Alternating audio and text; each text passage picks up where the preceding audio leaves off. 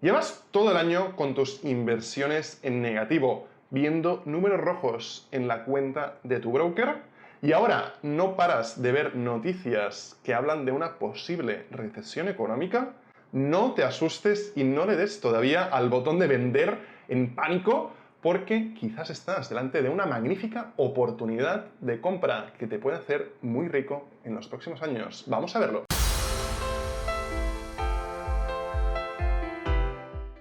Bienvenido a Invierte Tú, soy JJ y en este vídeo vamos a ver por qué empieza a estar en boca de todos esta inminente recesión que nos espera. Vamos a ver antes de todo por qué hemos llegado a esta situación en la que estamos aproximándonos a esta recesión, qué es una recesión y qué podemos esperar en una situación de recesión económica y qué posibles escenarios nos esperan en un futuro a nivel económico, obviamente, y sobre todo lo más importante y lo último que veremos en este vídeo, qué debes hacer para proteger tu dinero. Entonces, ¿qué es esto de una recesión económica? Seguro que te suena recesión a crisis, pero no es exactamente lo mismo. Una recesión es cuando durante 2 trimestres consecutivos no tenemos crecimiento en el Producto Interior Bruto, es decir, no crece la economía durante 2 trimestres consecutivos. En cambio, una crisis es cuando esto se prolonga más allá en el tiempo. Es decir, que una recesión siempre viene a preceder lo que sería una crisis económica. Entonces, ¿cómo hemos llegado a esta situación de una recesión inminente? Pues bien, lo primero que tenemos que tener presente es que las recesiones y las crisis es algo totalmente inherente al sistema económico en el que vivimos, es decir, es totalmente natural y forma parte del sistema. Hay periodos de expansión económica que vienen facilitados por una mayor facilidad al crédito y hay periodos de contracción económica porque no es tan abundante el crédito. Y desde el 2008, que fue cuando empezó la última crisis que hemos sufrido, si no tenemos en cuenta la breve crisis del coronavirus, hemos vivido una época de gran expansión económica, donde los tipos de interés, que explicaremos bien cómo funcionan a lo largo del vídeo, han ido bajando para facilitar esta expansión del crédito. De hecho, durante el COVID bajaron todavía más, sobre todo en Estados Unidos, para facilitar que fluyera el crédito y se reactivara la economía. Por eso hemos vivido, después del COVID, esta tan rápida recuperación.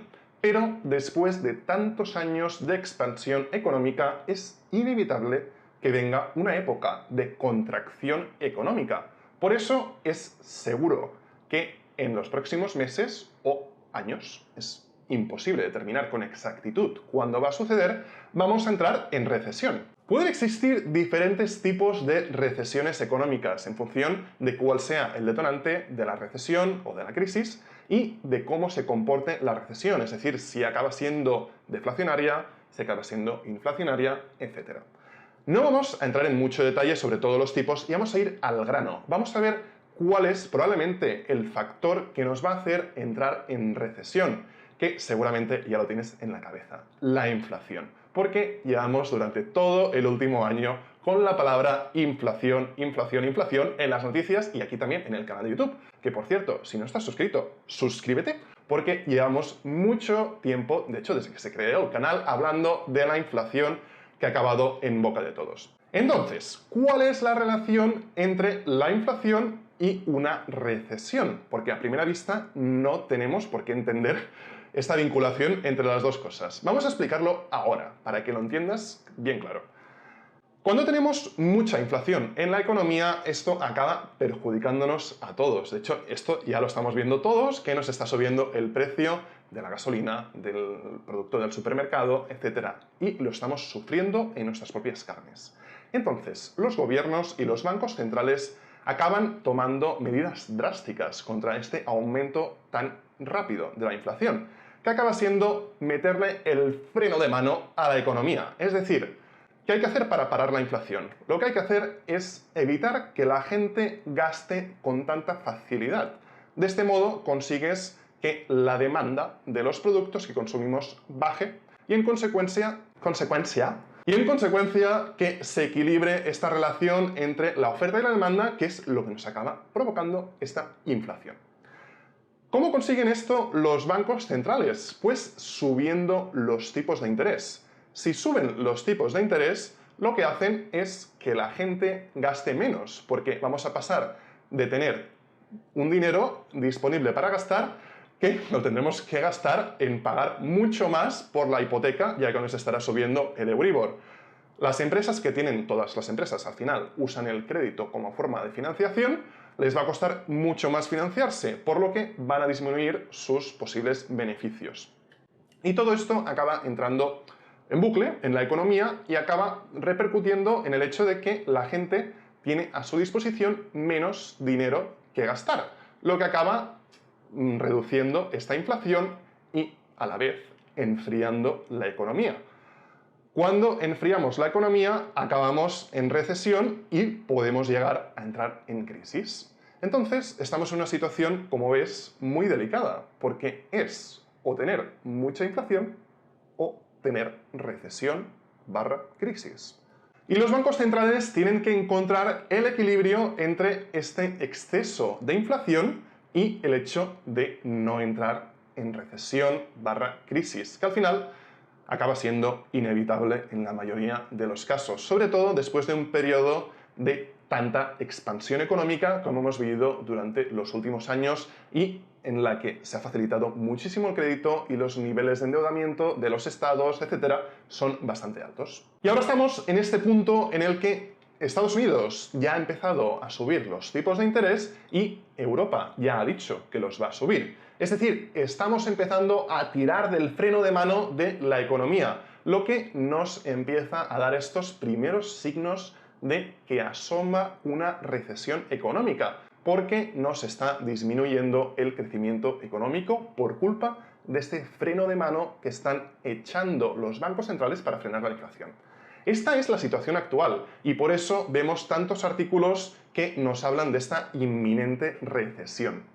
Y en los próximos meses y los próximos años seguramente lo que vamos a ver es cómo los bancos centrales y los gobiernos del mundo van a estar luchando por mantener un equilibrio entre la inflación que tenemos y de no entrar en una recesión muy profunda.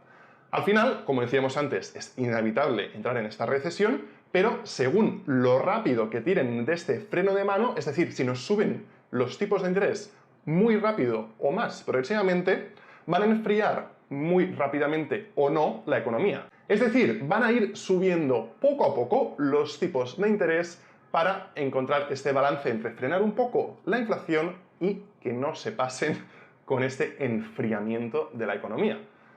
Y seguramente nos vamos a mover en este punto medio según lo bien que lo hagan los bancos centrales, obviamente.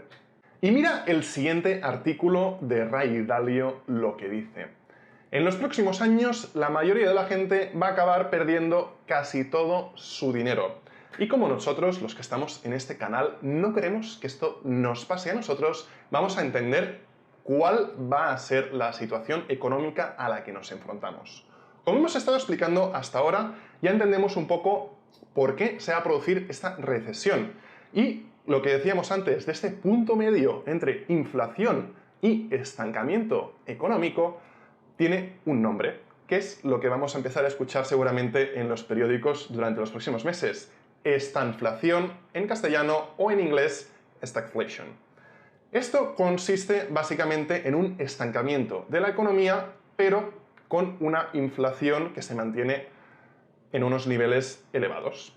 Esto obviamente no son buenas noticias para la economía, porque lo que queremos es tener crecimiento económico con una inflación baja, como la que hemos tenido durante los últimos 20 años, que ha sido un periodo económico magnífico.